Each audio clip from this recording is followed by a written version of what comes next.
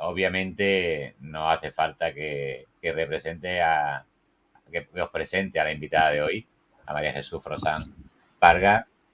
Eh, yo creo que hoy en día es la voz del análisis funcional de la conducta. Así que, y aparte, sabes de dónde te estoy entrevistando, tienes la suerte de que estés aquí. Así que un placer saludarte siempre. Encantada. Y tengo que decir una cosa, es de las personas que últimamente más veces veo en persona y menos a través del online, ¿eh? Qué bien, qué maravilla. Eso es lo que yo quiero que aumente. Hoy estás en Facebook y en Twitter, sitio donde es muy fácil verte, pero tú nunca te enteras. No me entero de nada. Tienes Vivo que, de con- espaldas. Es una suerte la que tengo. tienes que contar que no tienes redes, aunque seas cualquier cosa que se cuelga tuyo en redes tiene una repercusión tremenda y ya por ahí tenemos personas conectándose, corazones que mandan. Y yo quería aprovechar que ya sabes que te admiro mucho y que te quiero mucho para que nos cuentes un poco de lo que hablábamos, de pasado, presente y futuro, si hay, de la psicología. Y ya tienes saludo ahí desde Colombia, así que ya lo sabes. Hola. Lo primero es esa parte del pasado, que es reciente, porque María Jesús cada año tiene uno menos, afortunadamente para los que te la disfrutamos, me gustaría que fuera tu historia de aprendizaje. Cómo desde esa Galicia, que inevitablemente te aparece cuando se te escucha, cuando te mueves encima de una tarima, se llega a no sé cuántos decenas de viajes por el mundo para formar en análisis de la conducta, en principios básicos del aprendizaje. ¿Cómo es esa historia? Nunca me la has contado, además, es verdad, ¿eh? ¿Cómo Sí, llegas ahí? yo la cuento encantada, pero ya esto lo conté una vez a la gente de Psicoflix y, y la cuento. Yo estudié psicología de rebote. Mi intención era estudiar matemáticas. De hecho, empecé la carrera. No la empecé en el momento más adecuado para mi vida personal porque tenía la cabeza puesta más en la juerga y en otras cosas. Y me decepcionó muchísimo y seguro que si ahora la estudio no me decepcionaría. Entre otras cosas porque evidentemente yo maduré mucho y luego porque la forma de enseñar las matemáticas ha cambiado. Yo empecé en el año 80 en Santiago con una facultad de matemáticas absolutamente rancia, con profesores, la mayoría a punto de jubilarse, con pocas ganas de hacer nada.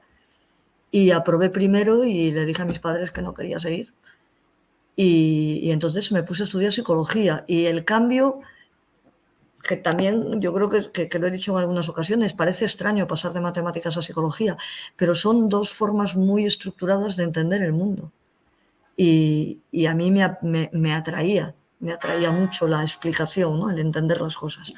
Me metí en psicología, la carrera de psicología en Santiago era muy mala. No es que ahora hayan mejorado en general las facultades en ese sentido, pero en aquel momento era muy, muy mala.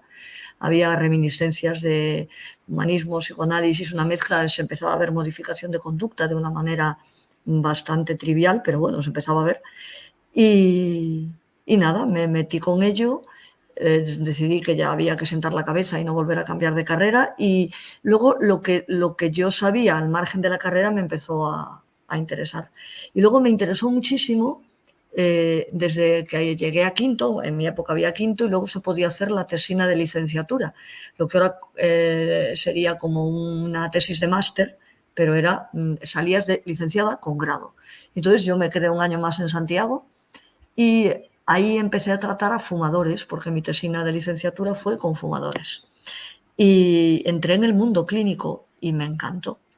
O sea, creo que ahí vi todo lo que había ido estudiando, cómo tenía una aplicación directa para cambiar el comportamiento de la gente y para explicarlo, ¿eh? Porque para mí la explicación, ya te digo que siempre fue fundamental. Y cuando acabé la tesina, dije, pues ahora el doctorado. Me gusta esto, me gusta saber, me gusta.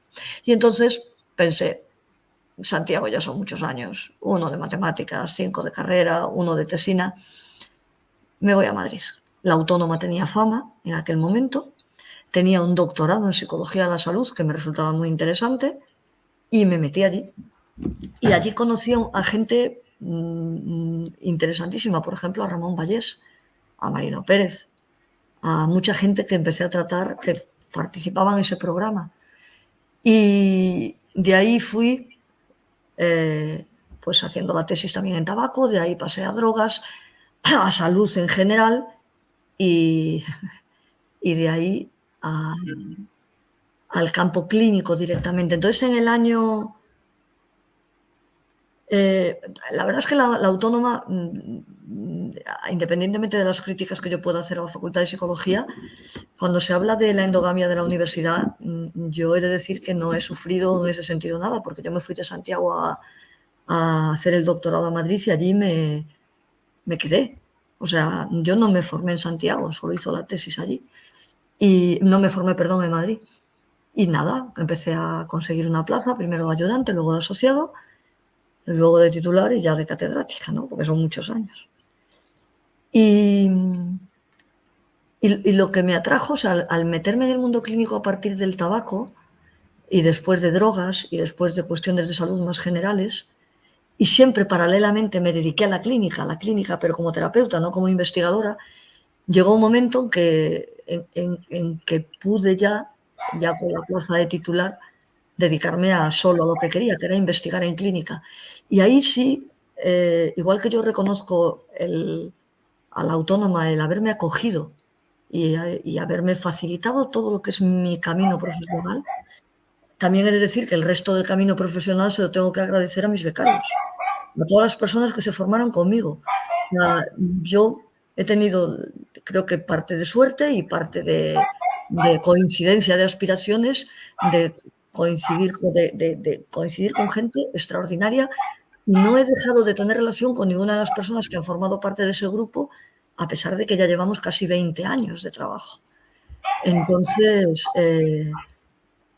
estoy encantada. O sea, le debo por una parte a la autónoma el haberme abierto la puerta y por otra a la gente que se empezó a trabajar conmigo, primero sin recursos y poco a poco consiguiendo proyectos y más el haber conseguido lo que tenemos ahora, lo que es el Grupo Acoveo. O sea, yo de verdad que mi agradecimiento es enorme para la gente que está conmigo.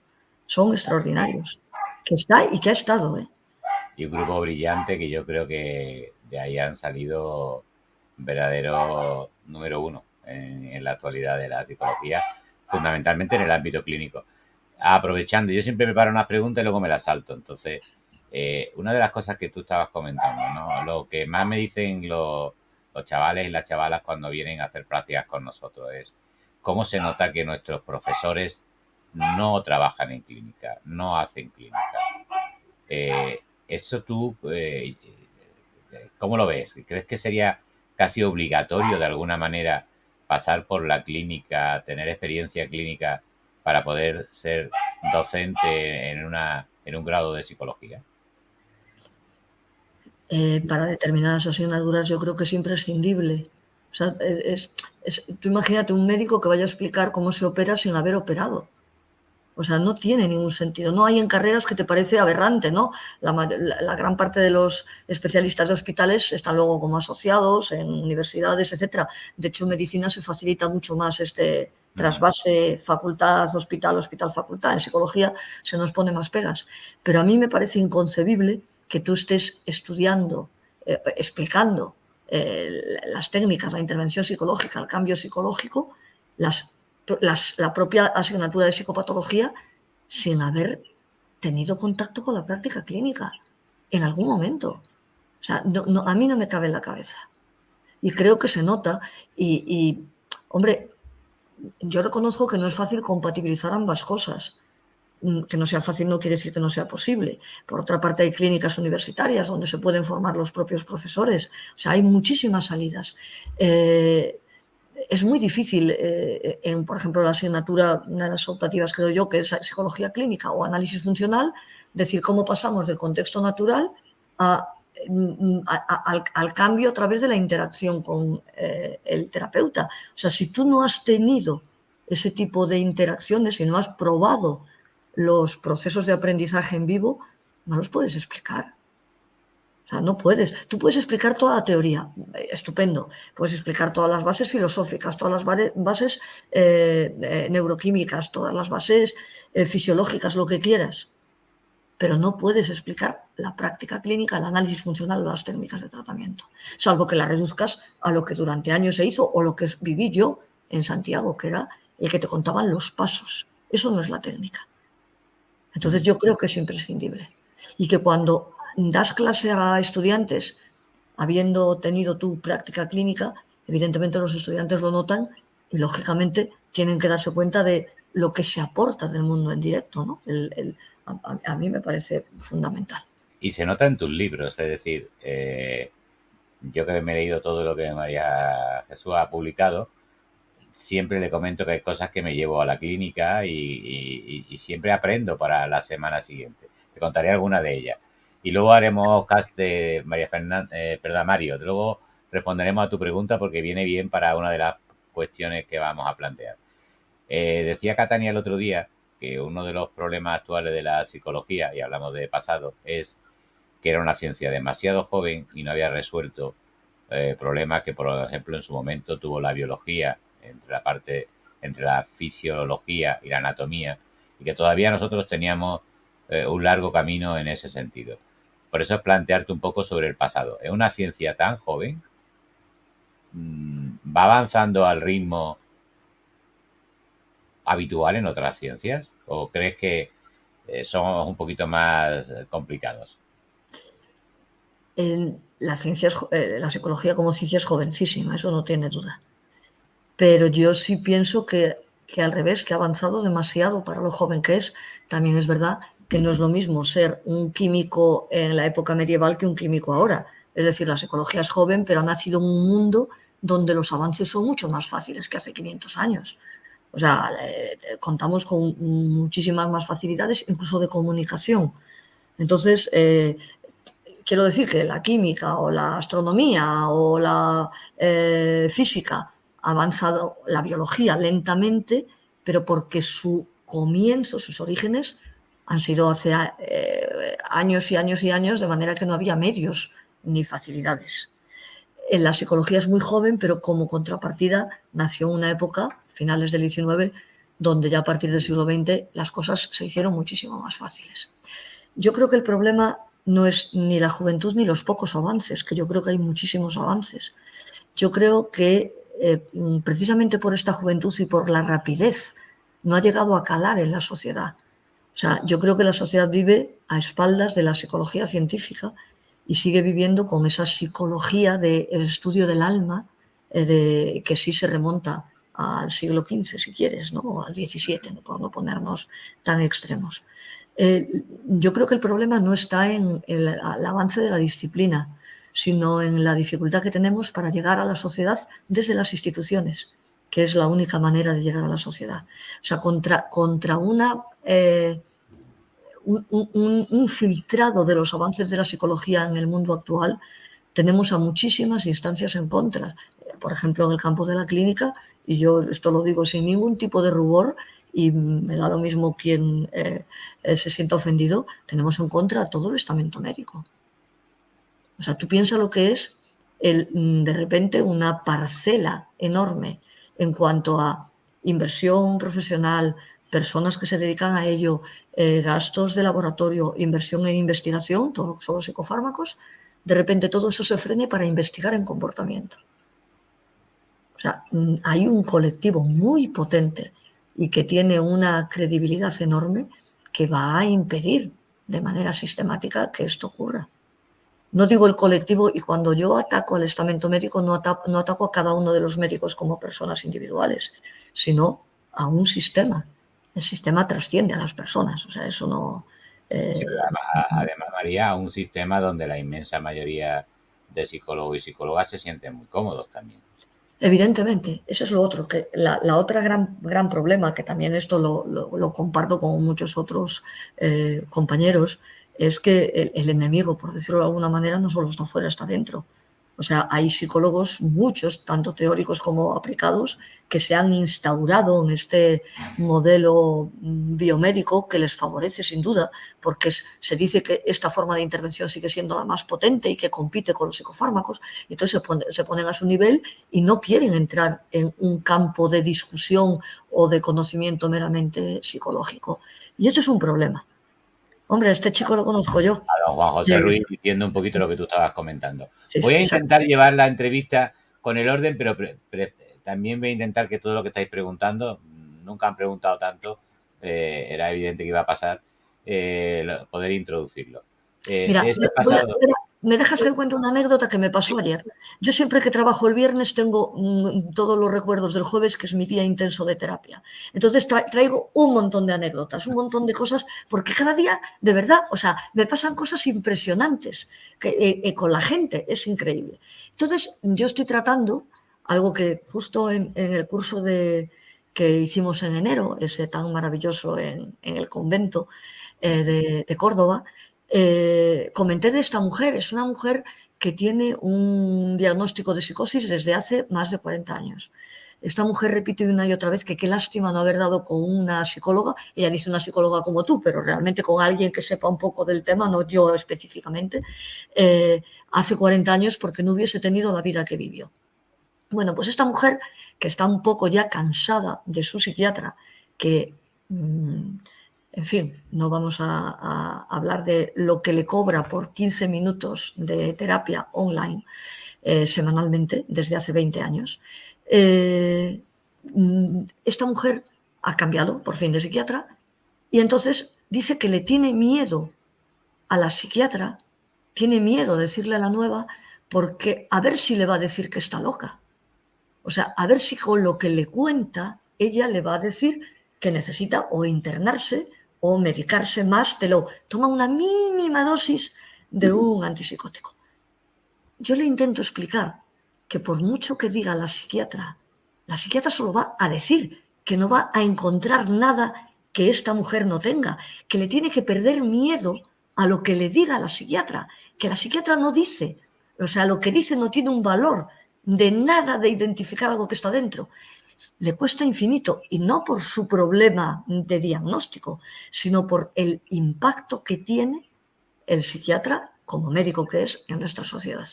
Entonces, esto es un ejemplo de lo que quiero decir. O sea, hasta los propios clientes, consultantes, pacientes, temen más a un diagnóstico psiquiátrico que a un análisis funcional bien hecho y explicativo que le haga un psicólogo. O sea, el diagnóstico, lo que diga el médico, es el quien tiene el poder.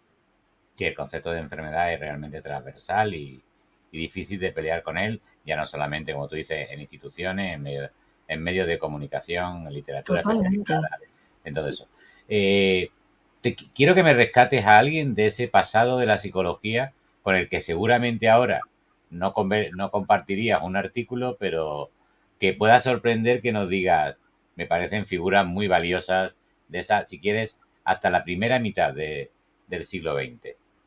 ¿A quiénes rescatamos? Que pueda sorprender que tú nos digas, pues yo he manifestado muchas veces que pienso que con todo lo que posteriormente haya podido ocurrir alrededor del psicoanálisis, la figura de Freud me parece indiscutible como un cambio de modelo, ¿no? Sí, o sea, a mí sin duda. Pero no solo por lo que aporta, sino por la posibilidad de rebatir lo que aporta. O sea, yo pienso que la crítica, o sea, no te interesa solo las personas a las que te adhieras, sino que te interesa también aquellas que te obligan a pensar por qué no estás a favor de lo que dicen, ¿no? Y desde luego Freud es uno de ellos. A mí me parece un autor apasionante. Yo, cuando yo era jovencita, se ligaba mucho leyendo a Freud. Claro, la interpretación de los sueños, y seguro que vas a identificar algo. Entonces yo le tengo un cariño especial por esta parte de mi vida y por lo que me ha hecho pensar en por qué me parece aborrecible el psicoanálisis. Y me parece realmente preocupante como teoría, no Freud como personaje, sino como teoría, porque es tremendamente misógino, tremendamente antihumanista, en el sentido humanista amplio del Renacimiento, no humanista del movimiento humanista americano, más bien europeo, perdón, de mediados del siglo XX. Entonces Freud lo rescato por eso, porque te hace pensar en qué es lo que no puede ser. Otros autores que me han parecido, pues mira, toda la escuela de Palo Alto, yo la leí mucho en su momento, todos, Waslavic, que es Real la Realidad, y todos estos libros que publicó Herder Editorial, a mí me pilló, yo creo que en tercero o segundo de carrera, y me interesaron muchísimo. Siempre me interesó el tema del lenguaje, el tema de hablar.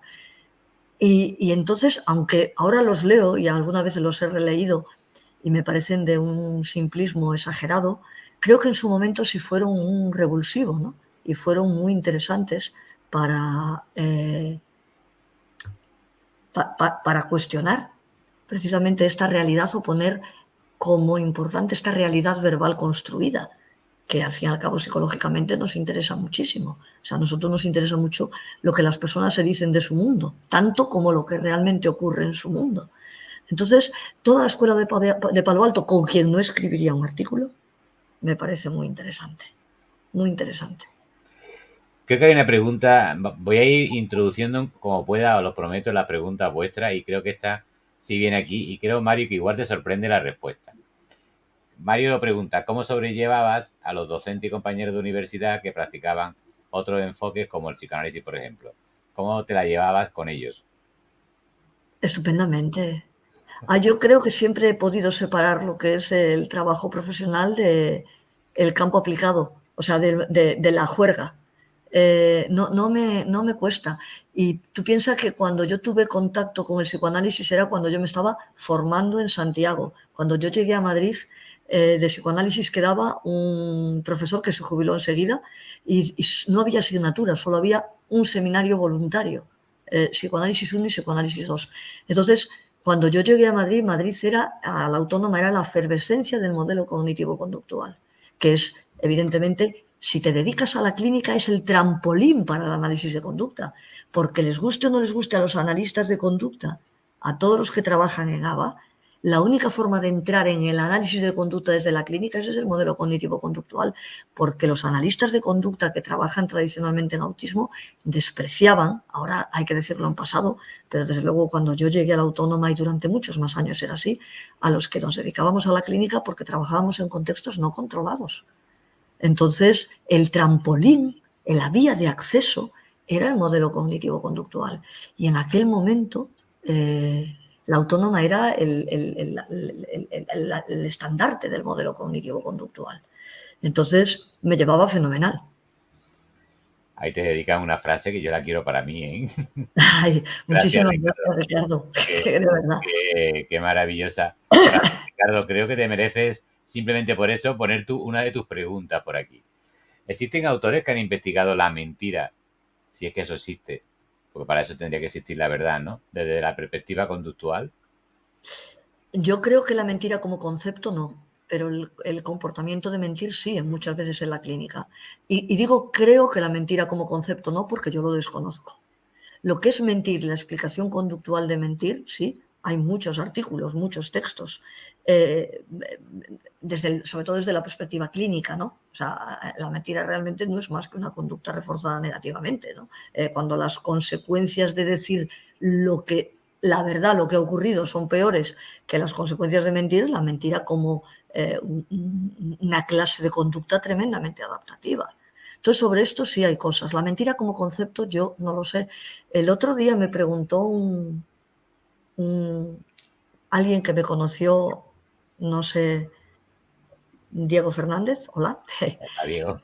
No sé por dónde ni porque como es verdad que vivo de espaldas a las redes, y me preguntó si existía investigación acerca del amor no correspondido. Y me soltó un párrafo absolutamente poético que le dije, mira, yo no sé si alguien ha investigado sobre esto, pero todo lo que dices puede analizarse funcionalmente. Entonces le dediqué tiempo a analizarlo para que viese que la poesía se puede explicar funcionalmente sin problema. Y claro, la pregunta es, ¿alguien ha investigado el amor no correspondido? Dije, pues no lo sé, igual que no sé la mentira como concepto. Pero las conductas que se encuadran en esas palabras, sin duda hay muchísima, hay información. Para eso del amor, yo recomiendo un episodio de Pico y Pala de nuestro amigo Santiago Benjumea, absolutamente maravilloso para una tarde de sábado con Palo de Maravilloso, Sarasén en la tele. efectivamente. Por ahí te saluda también Ana Nossi. Hola, Ana. Vamos al presente y atención a la siguiente pregunta que te voy a poner por aquí, de Mario. Me sirve. ¿Crees que la psicología basada en la evidencia es también un trampolín ahora para acercarnos un poco al análisis funcional de la conducta y a la psicología científica? Esta es de las que te gusta, ¿eh, María? Sí, es la que me gusta porque además la respuesta es tan contundente y tan clara que lo siento, Mario. No, justo es lo contrario.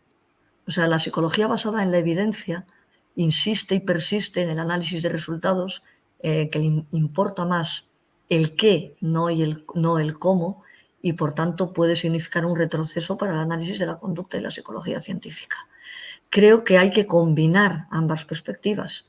Cuando algo se ha demostrado que funciona, cuando algo que se ha demostrado que funciona, lo que hay que saber es por qué funciona y no quedarte en el que funciona. Pero luego es que hay otro problema importante que yo también lo he repetido en muchos foros y que no sé por qué no cala suficiente. No es que no me explique por qué lo que yo digo no cala, sino porque además lo dicen otros muchos autores. Es decir, los estudios que concluyen qué técnicas funcionan, que se basan en la evidencia, qué técnicas funcionan, son estudios que están construidos de una manera anti-análisis de conducta. O sea, no se puede hacer comparaciones de grupos con los sujetos distribuidos al azar. No se puede aplicar un programa de manera estandarizada a un grupo porque cada programa tendría que ajustarse al análisis funcional de cada individuo. No puedes hacer los grupos a partir de etiquetas diagnósticas. Entonces, todo lo que se concluya de eso no tiene valor. Que aún así se concluye que tal técnica funciona, me parece estupendo. Pues vamos a ver por qué. No nos vamos a quedar solo con eso. Vamos a saber si se puede identificar por qué. No. O sea, a mí me parece una claridad el decir que es incompatible el análisis de la conducta con los estudios de grupo que siguen estrictamente las pautas marcadas por la medicina basada en la evidencia, porque hasta el nombre es copiado. O sea, la medicina basada en la evidencia empezó hace años y luego, como siempre, el modelo cognitivo-conductual copia todo. Y entonces, práctica basada en la evidencia. Pues no, señor. Vamos a hacer la psicología desde el análisis de la conducta y hacer los estudios que el análisis de la conducta con sus características ideográficas permiten obtener conclusiones relevantes, tanto de resultados como de procesos. Pues mira, uno de los personajes del pasado, que tiene mucha influencia ahora, que a mí me gustan especialmente porque su estudio, si no me equivoco, y me puede corregir, el que formula la siguiente pregunta, es Luria, por aquello de los N1, ¿no? Como modelo de investigación. Ahora te voy a pasar la pregunta que también tiene que ver con el presente de la psicología. Me están haciendo el trabajo y en este caso me lo hace un amigo que creo que intenta tantearte para el fin de semana que viene en Granada, que lo quiero mucho. Yo soy un poquito cognitivo por él, por Aarón, por cariño especial a él, pero estoy seguro que se convertirá en analista de la conducta en breve. Aarón, que lo vas a tener cerquita el fin de que viene en Granada, dice, ¿son compatibles la neuropsicología y el análisis funcional de la conducta? Recuerda que lo vas a ver el sábado que viene y tienes un debate con él.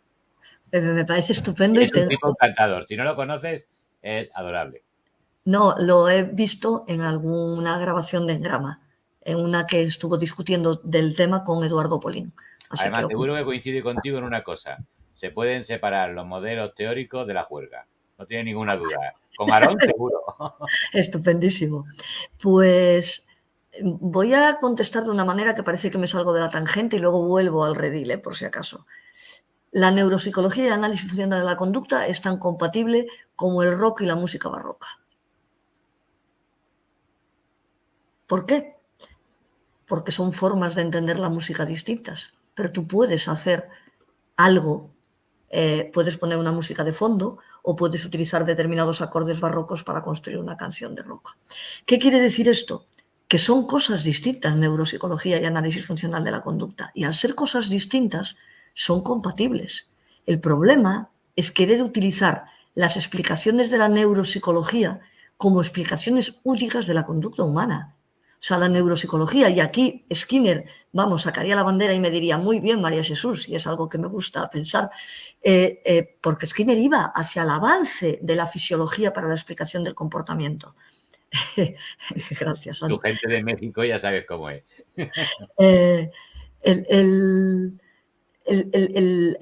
Estudiar las bases biológicas, estudiar las bases de algo, siempre aporta. Lo que no se puede hacer es reducir el algo a la base. todos los estudios neuropsicológicos van a darnos más conocimiento del funcionamiento de una de las partes que son el sustrato que permiten la conducta. Por tanto, cuanto más conozcamos, mejor, sin duda. Por eso es compatible. Ahora, el análisis funcional de la conducta es un elemento bastante más global, bastante más exhaustivo, tiene un valor explicativo frente a la neuropsicología. La neuropsicología es un puntito dentro. ¿Me entendéis? Entonces, claro que es compatible. Claro que es compatible. Hombre, Shareni, yo creo que esta chica coincidí con ella Es hace muy poco. posible, que sí. Sigues teniendo desde Colombia, desde México. Pero bueno, vamos a otra pregunta que tiene que ver con esa actualidad. Pero yo me quería centrar y además Sergio ha formulado la pregunta mejor que yo. Te escuchaba en ese... Te escuchaba ya no sé cuándo, pero te escucho muchas veces y me encanta escucharte. ¿Qué psicología solo hay una? Y supongo que te refería a psicología en el ámbito de la intervención terapéutica, fundamentalmente, ¿no? No como rama, es decir, podemos entender que la neuro tiene que ver, lógicamente, dentro de ese campo de conocimiento que es la psicología, pero en la definición un poco que hacía también Catania el otro día en la entrevista, ¿no? En el ámbito de la explicación del comportamiento humano con repercusión en el ámbito clínico. Te escuché decir que la psicología solo hay una. Tú ya lo explicas. Y Sergio dice lo mismo que tú. Solo hay una, basada en análisis de la conducta, lo demás es marketing. Yo creo que si tú asumes como filosofía de la psicología el conductismo, psicología solo hay una. Pero ya no solo en el ámbito clínico, ¿eh? Yo creo que el conductismo como filosofía de la psicología permite explicar al ser humano en todas sus facetas, no solo en la faceta patológica o clínica. Sus bases, las bases filosóficas, el conductismo, es suficientemente amplio y suficientemente exhaustivo como para no dejarse fuera nada de lo que es el ser humano. Yo creo que leer cosas sobre conductismo puro y duro, no solo a Skinner, que a mí me sigue pareciendo un autor fascinante, y además creo que cuanto más lo lees, es verdad que se repite mucho y eso ayuda, porque la repetición no te cansa, simplemente va clarificando los conceptos, ¿no? Entonces, que te quedas con 3 o 4 ideas, 5, 6, 7, 25, pero que son suficientemente sólidas y claras como para decir, estos pilares son muy importantes, pero no solo autores como Skinner, el propio Catania, de quien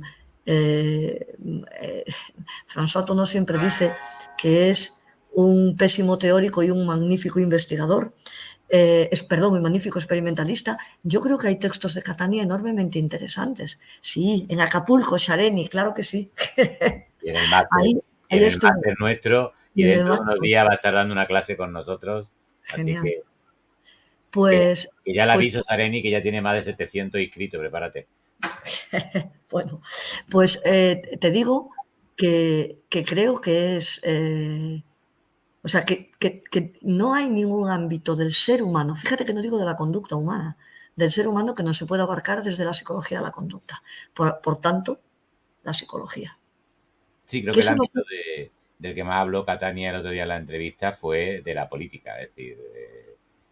apasionante, el ámbito político, el ámbito de salud, el ámbito de la economía. Otra vez no vamos a repetir el hecho de que los últimos premios Nobel de Economía son psicólogos, es así. Juan José, que ha escrito medio libro, medio de su próximo libro, en la pregunta: ¿cómo crees que el análisis de la conducta podría tener más presencia en las instituciones estatales y en los programas de formación? Y yo añado, ¿interesa que lo tenga? ¿Te parece que hay un exceso de mirarnos al ombligo cuando nuestro calado social es ínfimo en comparación con otros modelos de intervención constructivista, por desgracia, por ejemplo, en educación? Pues yo no sé si ya empezamos a hablar del futuro, porque el futuro yo lo veo bastante deprimente. Sí, yo creo que ya empezamos a hablar de ese futuro, sí. Y entonces, ¿puede tener más presencia las instituciones y en los programas de formación? Yo creo que desde la psicología no. Realmente me da muchísima pena y cada vez me convenzo más que la psicología dentro del análisis de la conducta, el análisis de la conducta desde las instituciones ganará terreno, pero no desde la psicología, sino desde la economía, la jurisprudencia, etcétera, que nos lo están robando, pero rápidamente. Creo que los psicólogos, precisamente por mirarnos el ombligo, por quedarnos con ese modelo dualista que cada vez va teniendo más calado y es más compatible con lo que está vigente en las distintas instituciones, estamos rechazando el estar ayudando al cambio social, ayudando al cambio económico, ayudando a todo, a la salud. No, lamentablemente creo que no va a haber más calado. No lo creo. Y en el ámbito de la educación, supongo que tú... En el ámbito de la educación todavía peor. O sea, al menos en lo que respecta a mi conocimiento de los psicólogos educativos, y no solo conozco el de la Autónoma, sino de otras facultades, empiezan sus clases diciendo, bueno, a los que le dedican una palabra conductismo, como siempre confundiendo conductismo, análisis de la conducta, modificación de conducta, eso es general, empiezan diciendo que es algo que ya está superado en los años 80 y que ahora, y entonces empiezan a soltar todo conjunto de ignorancia sin pestañear. A mí me pasó una anécdota que yo, fíjate, es de las pocas cosas que no conté. Hace años me invitaron en la facultad al acto de recepción de los que serían estudiantes al año siguiente, es decir, los que hacían segundo de bachillerato. Venían de los institutos de la zona, de la Autónoma, y hacían un acto de recepción en el salón de actos. Me invitaron a mí, invitaron a alguien de psicofisiología, invitaron a un docente, el que no voy a decir su nombre, del ámbito de evolutiva y educación, el departamento. Y yo les expliqué a los estudiantes, entusiasmada, lo estupendo, lo que iban a ver, la posibilidad de cambio, tal. Y este señor tuvo el cuajo de allí en público decir: todo lo que dice la profesora Frosán es mentira. Evidentemente, me callé. Cuando acabé, le dije lo que pensaba y luego le dije a la facultad: no vuelvo a colaborar en estas cosas. ¿Entendés? Hay un rechazo desde la parte de evolutiva y educación, un rechazo tan potente a lo que no es, a lo que es algo en contra del buenismo, la responsabilidad de los niños. O sea, hay un rechazo absoluto. Y yo no sé cómo nos separan a pensar el daño que está ocurriendo hoy en día, tanto a nivel escolar como a nivel individual en las familias, con esta forma de concebir la educación y concebir el análisis de la conducta de los niños. Es increíble, o sea, y para esto no hay que ser psicólogo, simplemente hay que mirarlo alrededor. Entonces soy muy, muy pesimista, pero enormemente pesimista. Me podéis decir, el análisis de la conducta está ganando muchos adeptos, las redes sociales. Yo vuelvo a decir, fíjate, aquí coincido muchísimo con Benjumea, con Santiago Benjumea. Hasta que esto esté en la institución, no tenemos peso ni vamos a tener. No vamos a tener peso. Precisamente sobre ese buenismo que se pega de tortas con los resultados del buenismo, ¿no? Porque cada vez tenemos más problemas en los chicos, más problemas en chicas, en adolescentes. Cada vez tenemos una cifra de suicidio en esa edad terrible, pero yo creo que esa es la capa de arriba del iceberg. Toda la capa de abajo de sufrimiento, de no saber cómo situarse en un mundo realmente aversivo para ellos. No sé muy bien qué pasa con ese buenismo, pero yo coincido contigo, creo que no estamos mejorando. Creo que realmente... Pero fíjate, algo tan... Me preguntaban ayer al respecto, en terapia, una persona, me preguntaba: ¿qué piensas tú del cambio en los libros infantiles? Me parece una aberración. O sea, una aberración. En España, en los años 60, apenas había chicos de color. O sea, solo podía haber blancos. No había. Entonces, los libros escritos en ese momento presentan la sociedad de ese momento. Eso no es ni marginar, no es ni restringir, no es nada. El mundo era de otra manera. Y el mundo que era de otra manera a lo mejor no nos gusta ahora, pero era el que había. Y entonces eso de hacernos creer o de hacerles creer a los más jóvenes que el mundo siempre fue como es y que han vivido en una sociedad de bienestar, que todos sabemos ahora que un día puede cambiar, pero radicalmente, pues estamos engañándolos. estamos creando personas que no saben resistir la frustración. Es tremendamente triste, tremendamente complicado. O sea, les queremos vender un mundo inexistente. Hay un libro que recomiendo enormemente, que es Psicoanálisis de los cuentos de hadas, de un autor, Bruno Bettelheim, nunca sé cómo se lee bien, Bettelheim, no lo sé, que es extraordinario y es de una crueldad infinita. Y explica, a través de ese psicoanálisis de los cuentos de hadas, el efecto que pueden tener en el lector y el efecto protector en el niño que podrían tener la madrastra, los 7 nanitos. O sea, es retorcido, porque el psicoanálisis es retorcido, pero es absolutamente brillante. Eso hoy en día estaría condenado. Entonces, me parece lamentable. Vamos, Lamentable. vamos, vamos sobre las condenas de hoy en día. Bueno, primero quiero recomendar otro libro, ¿vale? Que me lo recomendó hace muy poquito un orientador que entiende que puede contarle a sus compañeros desde los principios del comportamiento, la evolución de los alumnos, esa psicología evolutiva de la que tú hablabas, que se puede explicar perfectamente.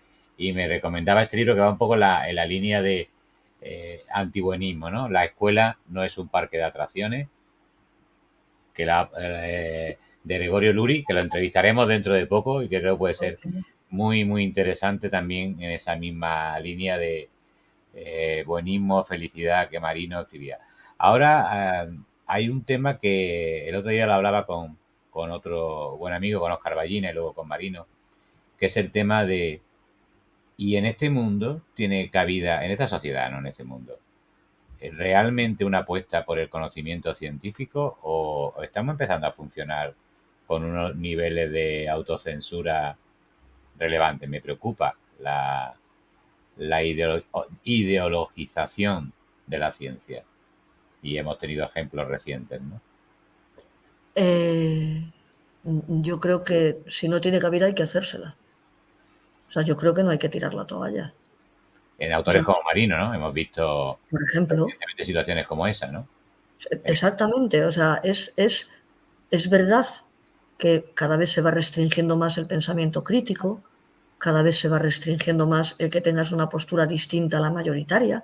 Es verdad que en aras de esa famosa libertad lo que se está cayendo es en un pseudofascismo, y digo lo de pseudo por ser más blanda de lo que me corresponde. Eh, Me parece lamentable. Ahora, yo creo que es nuestra misión. La misión suena demasiado. Me suena el Opus. El otro día preparábamos un cartel y me ponía el chiquito de red de lo de la misión y dije, cuidado, Sí, me no, lo de suena la el misión Opus. no suena bien. No, no, pero que es nuestra tarea, es nuestra obligación. La es. O sea, la es en muchos casos como docentes, porque tenemos a nuestro cargo. Yo el otro día me preguntaban, ¿cuántos estudiantes habrás formado tú? Yo qué sé, pero muchísimos. Pues es nuestra obligación. Incluso aunque eso nos haga pues perder puntitos positivos a la hora de valorarte, porque dices lo que van contra la mayoría. Yo creo que es nuestra obligación como terapeutas y nuestra obligación como personas. O sea, es verdad que hay que hacerse sitio. O sea, ya tiene cabida, aunque no la tenga, hay que hacerse sitio. O sea, a mí me parece obligado. Y me parece obligado ir en contra de la mayoría, y ahí en este caso vuelvo a mostrar mi admiración hacia Marino Pérez, eh, eh, con un discurso absolutamente lúcido sobre un tema que parece que te van a lapidar o a crucificar solo porque tienes una opinión distinta. No digo ni mejor ni peor, distinta. Entonces, creo que ante la pregunta de si tiene cabida el conocimiento científico, mi respuesta es, tiene que tener cabida. Tenemos que hacérsela. Y cuantos Cuando, más, más fácil. cuando te pasaste el último día por la estantería de tu librería favorita de Madrid y te fuiste a la sección de psicología, cosa que no sé si haces. Yo la reprimo mucho últimamente, pero bueno, vamos a imaginarte ese viaje imaginario. Y te pones delante del stand, lo digo porque tenemos mucha gente joven que está pendiente de qué puedo leer, de dónde busco información. Y luego te preguntaré algo más sobre eso. Pero cuando miras los estantes, ¿qué sensación tienes? Pues la misma sensación que cuando escucho algo en la televisión o a mis compañeros de facultad. Me entran ganas de suicidarme. Así de claro. Es terrible. Es o sea, la confusión, y esto es que es una muestra del conocimiento y de sí, el conocimiento que tiene la sociedad de lo que es la psicología. Son las baldas de la librería, de una librería cuando pone psicología. No suelo frecuentarlas, pero justo antes de irme a Acapulco fui porque me habían encargado una serie de libros que no encontré ninguno. Ninguno. Es lamentable. No puedo decir otra cosa. Pero se corresponde con la imagen que se vende del psicólogo. O sea, Fíjate, es perfectamente coherente. iba el otro día con una amiga que tú conoces a una sección y justo al lado de psicología está autoayuda y me decía, muy diferente, ¿no? Yo le dije, no, sinceramente, no sabría cuál elegir, daría Sí, sí. igual. Me parece perfectamente intercambiable, ¿no? No habría ningún problema. Vamos a seguir pensando en el futuro y aquí nos ayuda Ricardo, que lleva escribiendo una pregunta un buen rato. Si pensamos el futuro como algo de mejora, tendríamos que pensar en qué mejora ontogénica o filogenéticamente, pero a como vamos, donde las consecuencias suelen ser más inmediatas, tecnología digital, no hay espacio para el análisis de conducta, donde se requiere pensamiento crítico y planeación. Bueno, es más una opinión que una pregunta. ¿Cabe el análisis de conducta en un mundo rápido, digital, de esto pasa por esto? No solo cabe, sino que esta tecnología de la inmediatez es imposible sin el análisis de conducta. O sea, es que se basa en el análisis de conducta puro y duro, en el reforzamiento inmediato de la opción elegida, en discriminativos claros para que no haya error. Es análisis de conducta. No, o sea, no es incompatible, es análisis de conducta. Es también parte de ese futuro. Yo te he hablado muchas veces de esta expresión, creo que en tu libro de consultoría, pero nunca terminamos de encontrar dónde la pusiste. A mí me impresionó en su momento, la he utilizado muchísimo.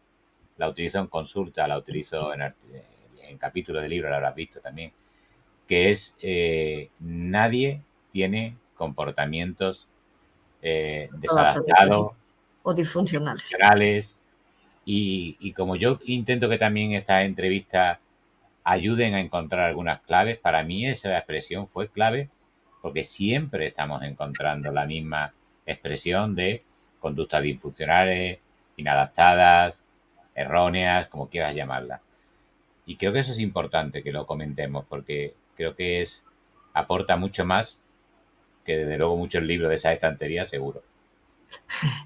Pues yo creo que, o sea, si entendemos que nuestra conducta está regulada por las consecuencias, tanto lo que es el desarrollo filogenético en la línea darwiniana pura o el desarrollo autogenético, es decir, que una conducta es desadaptativa, es un oxímoron, es imposible.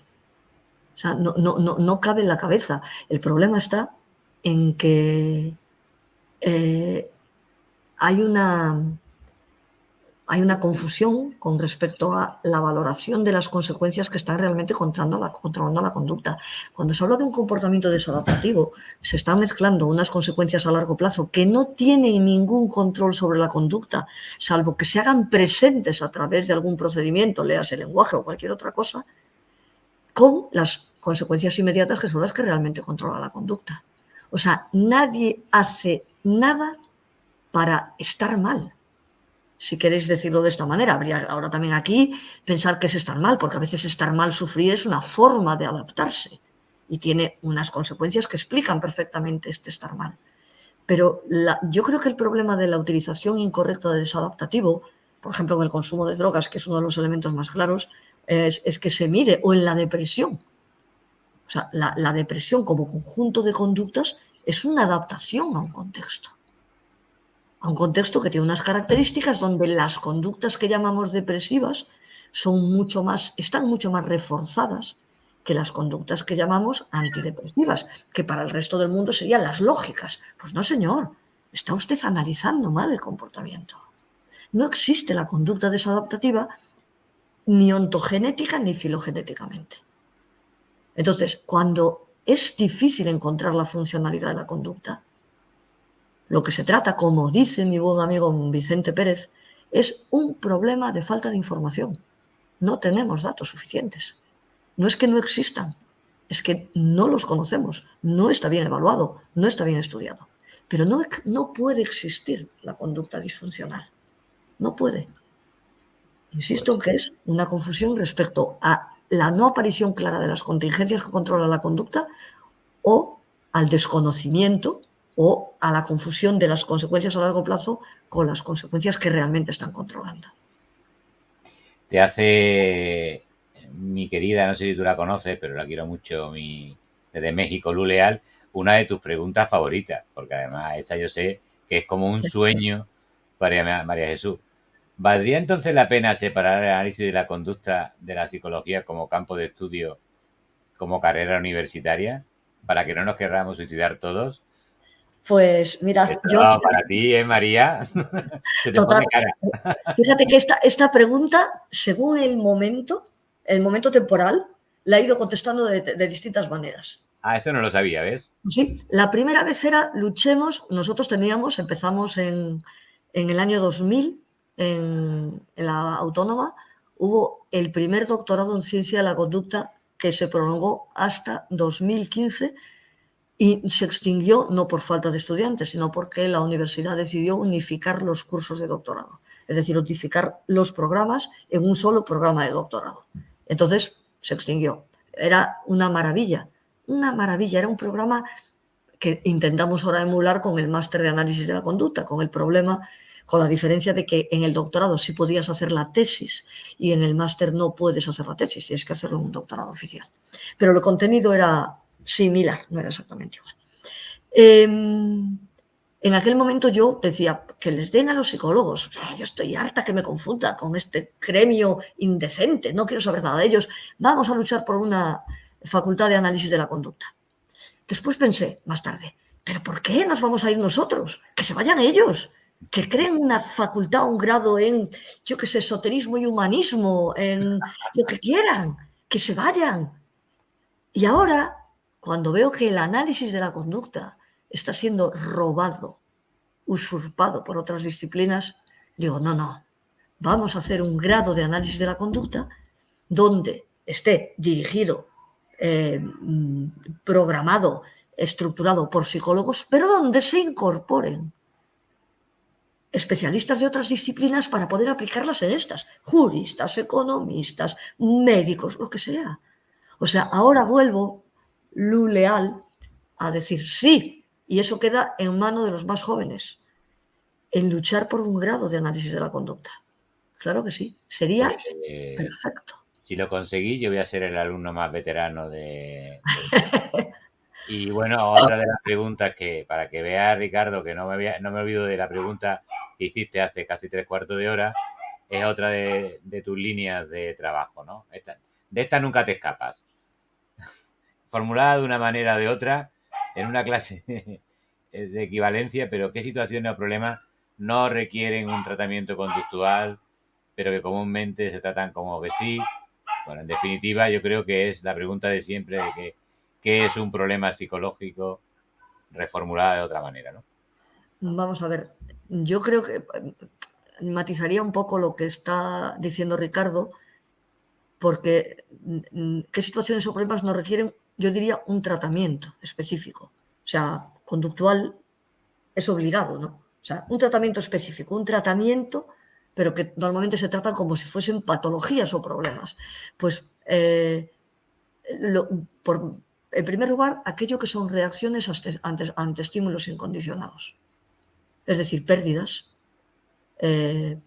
reacciones de bajo estado de ánimo ante cualquier evento que incondicionadamente provoque este efecto. Yo creo que utilizar estas situaciones para generar tratamientos, para intervenir sobre las personas, es un error. Creo que es un error y crea un problema donde no lo hay. Yo pienso que lo que hay que esperar es ver cómo la persona reacciona ante esos EIs. Reacciona con el tiempo, cómo va cambiando.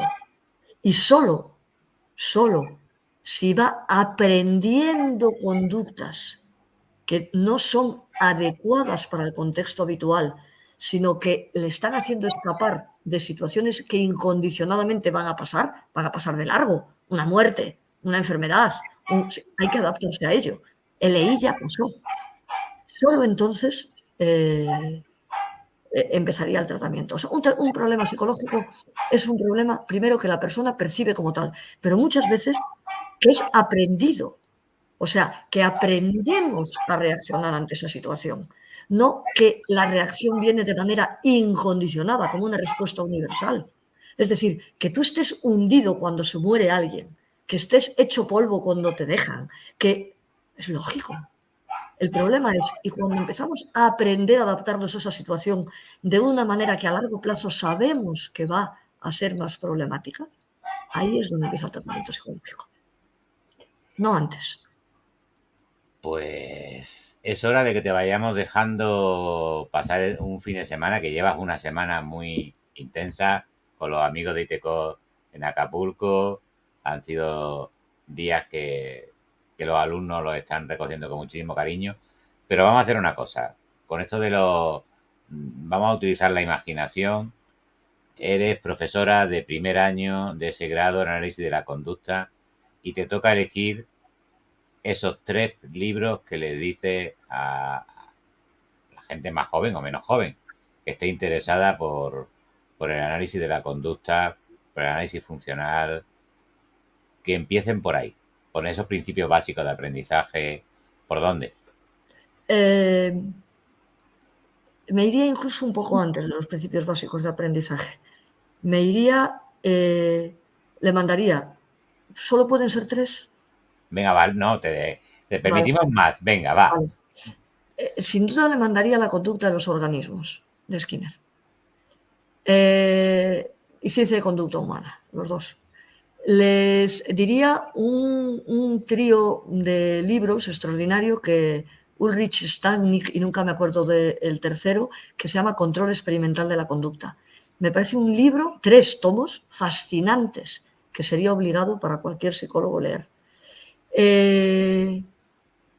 Les pediría Conducta verbal de Skinner, la versión en inglés, y entendiendo que han pasado muchos años desde que se escribió. Les